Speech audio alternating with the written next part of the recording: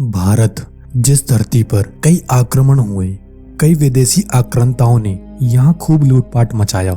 उनकी सत्ता में उन्होंने हमारे इतिहास के साथ खिलवाड़ किया और धीरे धीरे करके वे यहाँ बसते चले गए।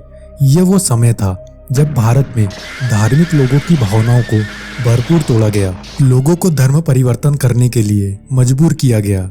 मंदिरों को तोड़कर वहाँ या तो मस्जिदें बनवा दी गई या फिर कोई दूसरी इमारत खड़ी कर दी गई, जिससे दोबारा उस स्थान पर कोई दूसरा मंदिर न बन सके। और अंग्रेजों ने तो हमारे लिखित इतिहास को ही बदल दिया, जिससे हम हमारे इतिहास को केवल एक कल्पना मान ले।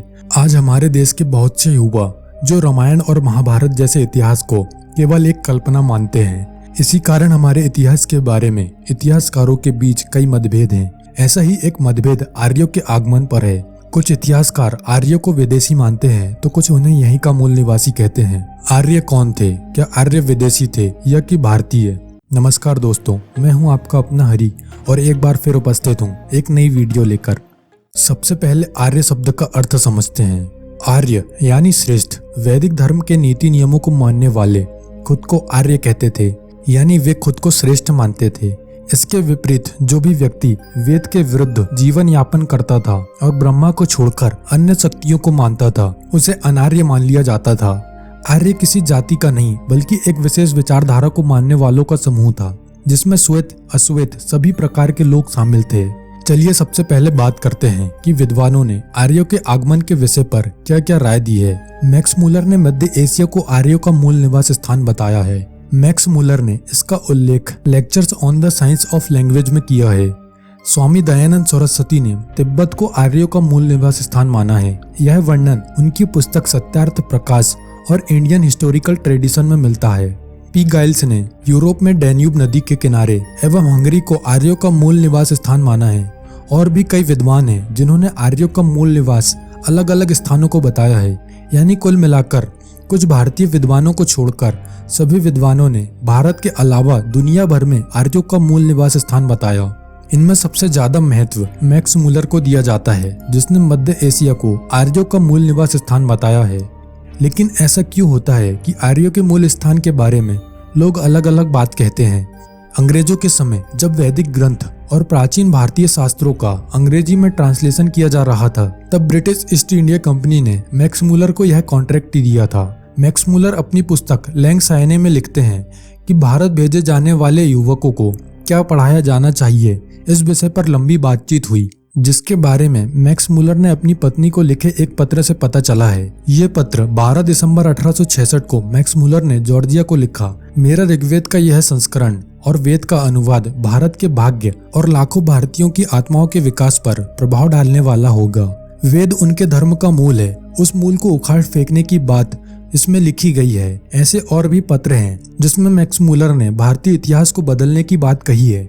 इसके प्रभाव में आकर कई लोगों ने फिर अपने मन के अनुसार आर्यों का मूल निवास अलग अलग स्थानों को बता दिया, जिस पर विवाद अब तक चला आ रहा है और आज तक कोई भी पक्के सबूतों के साथ आर्यों के मूल निवास स्थान को नहीं बता पाया है। आधुनिक समय में हम उस समय के बारे में केवल वैज्ञानिक शोध कर सकते हैं, लेकिन उस समय क्या हुआ होगा इसका अनुमान लगाना बहुत कठिन होगा। और हम अनुमान तभी लगा सकते हैं जब हमें उस समय के साहित्य, ग्रंथ, इतिहास या कोई अन्य साक्ष्य मिले हो। हम सभी के लिए सबसे प्राचीन क्या है? वेद। और इन वेदों में भी सबसे प्राचीन वेद है ऋग्वेद। और ऋग्वेद तो क्या, किसी भी वेद में भारत के अलावा किसी भी अन्य स्थान का कहीं कोई जिक्र नहीं मिलता। यहाँ तक कि नदी सूक्त में भी भारत की नदियों के अलावा कोई दूसरी नदी का वर्णन नहीं है। ऋग्वेद के अनुसार आर्यों की आदि भूमि सप्त सैंधव प्रदेश को कहा गया है, जिसमें पाकिस्तान और तिब्बत से लेकर पूरा उत्तर भारत आता है। इसके बाद एक बात और सामने आई कि सिंधु सभ्यता के लोग आर्य नहीं थे और सिंधु सभ्यता के लोग आर्य लोगों से पहले भारत में रहते थे। सिंधु सभ्यता को इसलिए आर्य नहीं कहा गया क्योंकि खुदाई में न तो कोई मंदिर मिला और न ही वैदिक सभ्यता का कोई साक्ष्य। लेकिन सिंधु सभ्यता के अलावा एक और स्थान है जहां खुदाई में रथ मिला है, जो सिंधु सभ्यता से बिल्कुल अलग है और ये लगभग 5000 साल पुराना बताया है, यानी ठीक महाभारत के समय का। और उसी समय सिंधु सभ्यता भी भारत में निवास करती थी। Doctor S.K. मंजुल का कहना है कि इस बार हमें खुदाई में मिले अवशेष हड़प्पन सभ्यता से अलग मिले हैं। इससे यह समझने में आसानी होगी कि यमुना और गंगा के किनारे किस तरह की संस्कृति निवास करती होगी।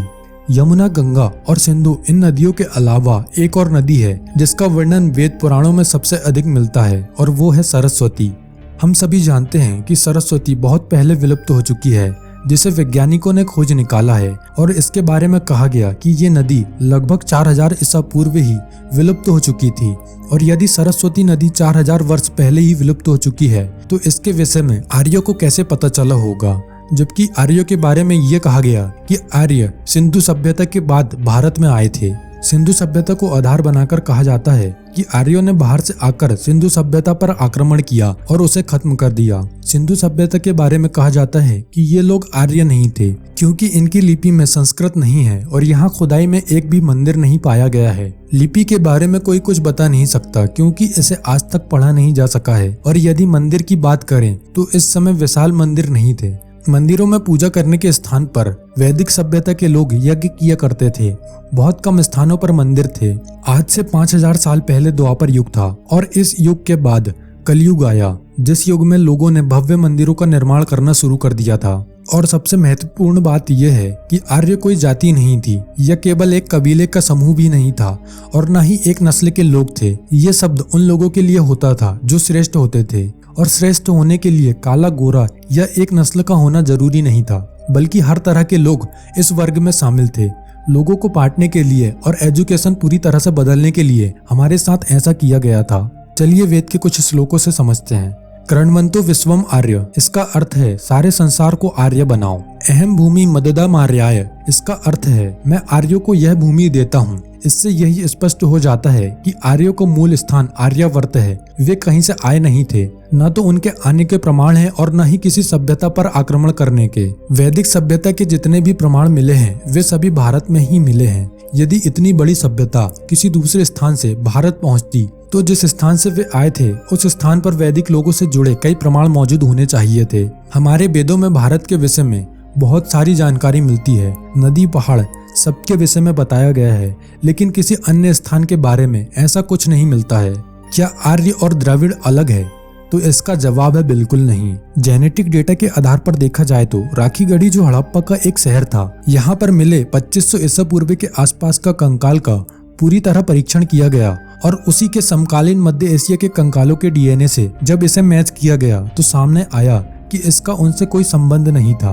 वहीं इसका भारतीय लोगों से काफी मेल था। द्रविड़ शब्द आदि गुरु शंकराचार्य के समय सामने आया, जब उन्होंने दक्षिण भारत के लिए त्रिविध शब्द का उपयोग किया।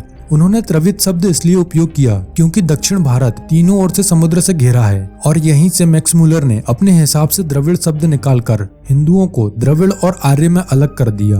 अमेरिका और भारत के विश्लेषकों ने भारत की प्राचीन जनसंख्या के जीनों के बाद ये पाया कि सभी भारतीयों के बीच अनुवांशिक संबंध है। ऐसी कई बातें हैं जिन बातों से तो यही लगता है कि आर्य भारत के ही मूल निवासी थे और अब धीरे धीरे भारतीय इतिहास के विषय में कई राज खुलते जा रहे हैं। वैसे ही ये बात भी सामने आने लगी है कि किस तरह हमारे इतिहास, या कह सकते हैं कि भारत जो इतना विशाल पेड़ है उसकी जड़ को ही समाप्त करने की कोशिश की गई। जब आपका किसी देश पर अधिकार हो जाए और उस देश की संस्कृति, परंपरा, आस्था सब कुछ आपसे अलग हो तो आप वहां पर अधिक समय तक शासन नहीं कर सकते। इसके लिए आपको या तो उसी परंपरा, संस्कृति को अपनाना होगा या फिर उस संस्कृति को समाप्त करना होगा, जो कि आसान नहीं होता। विदेशियों ने ठीक वैसा ही हमारे साथ किया।